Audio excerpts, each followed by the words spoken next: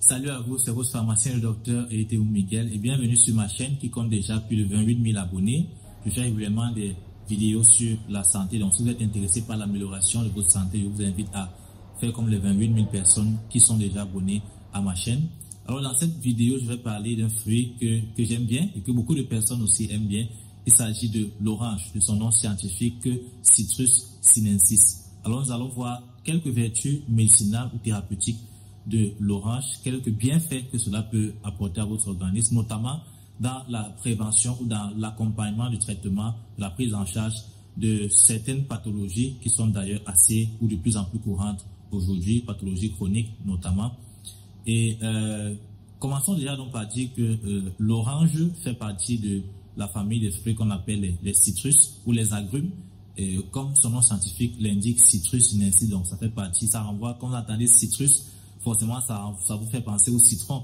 C'est justement parce que l'orange fait partie de la même famille que le citron, que la mandarine, ou encore que le pamplemousse. J'ai déjà d'ailleurs fait une vidéo sur les bienfaits, les vertus du pamplemousse pour la santé que je vous invite à regarder.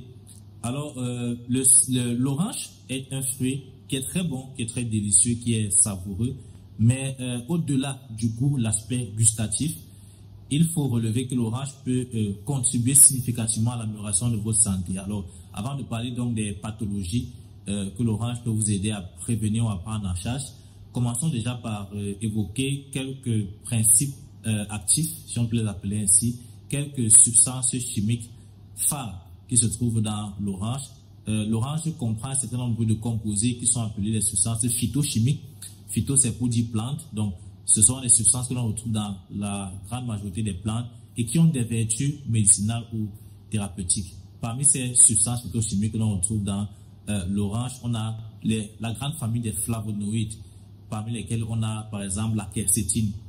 Donc, à côté de ces substances phytochimiques, l'orange va aussi vous apporter un certain nombre de vitamines, notamment la vitamine C, qui est une vitamine antioxydante.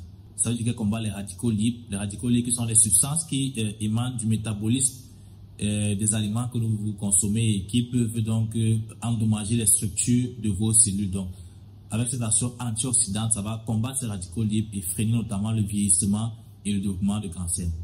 Donc, parlons de quelques pathologies. Nous allons commencer par les infections courantes, comme par exemple le rhume ou la grippe.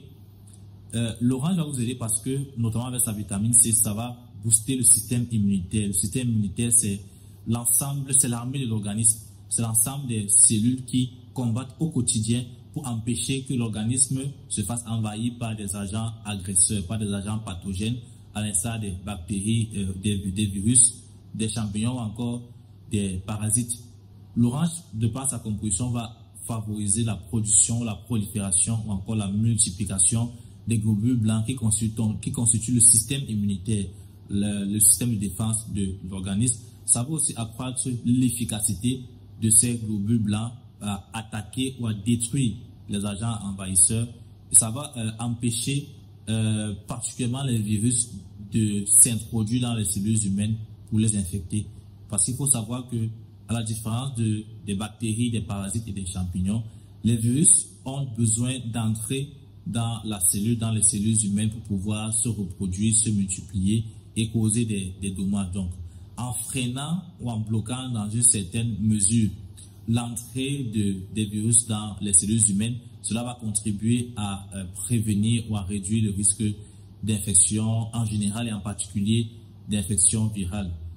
Donc, la consommation d'orange va donc vous apporter beaucoup de vitamine C. La vitamine C a été prouvée pour réduire la sévérité et la durée d'hospitalisation ou de symptômes qui caractérisent les infections courantes comme le rhume ou la grippe. Autre avantage, autre bienfait de l'orange, ce sera dans le cadre de la sphère cardiovasculaire. Donc, cardio, c'est le cœur, vasculaire, c'est les vaisseaux sanguins, notamment les veines d'une part et les artères d'autre part. Alors, il faut rappeler que les maladies cardiovasculaires dans leur ensemble constituent la première cause de mortalité dans le monde depuis quelques années. Ce sont pourtant des maladies non transmissibles, c'est-à-dire qui ne peuvent pas être transmises d'une personne à une autre, par exemple par le contact de la peau ou bien par la salive ou quoi que ce soit. Et les statistiques témoignent du fait que les maladies cardiovasculaires, comme je le disais, sont la première cause de mortalité dans le monde, avec plus de 18 millions de décès causés chaque année, loin devant la deuxième cause qui est le cancer, qui cause environ 10 millions de décès chaque année.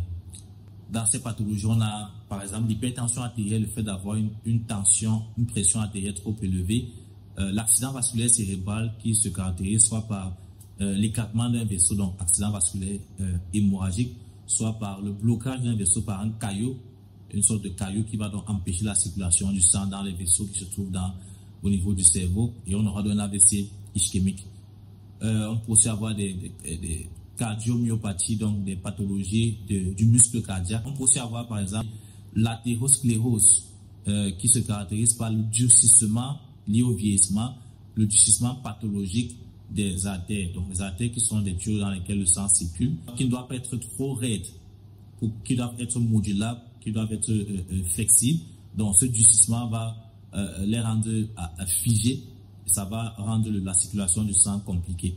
Donc l'orange va aider notamment à freiner cette sclérose, ce durcissement des parois des artères, des vaisseaux sanguins dans leur ensemble. Ça va combattre ce durcissement, ça va contribuer à la régulation, à la réduction de la pression artérielle. Donc très intéressant chez les patients qui souffrent de pathologies cardiovasculaires.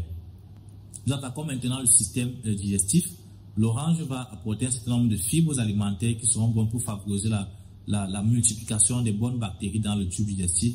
Puisqu'il faut savoir qu'il n'y a pas que des mauvaises bactéries dans l'organisme, il y a un grand nombre de bactéries qui sont qualifiées de bonnes, de bénéfiques dans l'organisme, surtout au niveau du tube digestif, donc dans l'intestin. Ce sont des bactéries qui, lorsqu'elles sont en quantité suffisante, aident le tube digestif, en particulier l'organisme en général, à empêcher les mauvaises bactéries, les bactéries pathogènes de proliférer et de causer des maladies. Donc, en apportant des fibres, l'orange va aider ces bactéries bénéfiques à faire leur travail. Et aussi, l'orange va aider les patients ou les personnes qui souffrent de constipation, notamment de constipation chronique, parce qu'elle a un effet laxatif, donc elle va favoriser l'émission fréquente des selles. Nous continuons avec la goutte. La goutte est une maladie qui se caractérise par une hyperuricémie, c'est-à-dire un taux élevé d'acide urique dans le sang. Et puisque l'acide urique sera trop élevé dans le sang, il va aller se déposer dans certaines articulations, comme par exemple le gros orteil, et ça va donc causer des gonflements et surtout d'intenses et de vives douleurs. Donc l'orange, contrairement à ce qu'on pourrait penser, l'orange ne va pas contribuer à une acidification du sang du milieu intérieur, bien que ce soit l'orange a un goût légèrement acide, mais l'orange va se caractériser par ses propriétés alcalinisantes. Donc ça va contribuer à augmenter le pH qui permet de mesurer le taux d'acidité.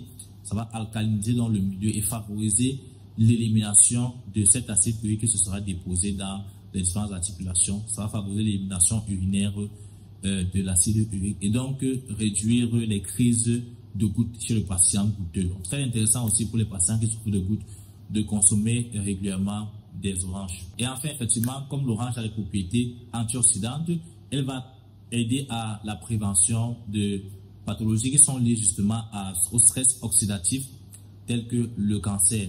Donc, si vous voulez réduire votre risque de cancer, consommez régulièrement des oranges en particulier et l'ensemble des fruits en général, puisque les substances antioxydantes comme la vitamine C ou la vitamine A ou encore la vitamine E se trouvent quasi exclusivement dans les produits d'origine végétale, donc les fruits, les légumes, les noix, les noisettes, les graines, etc.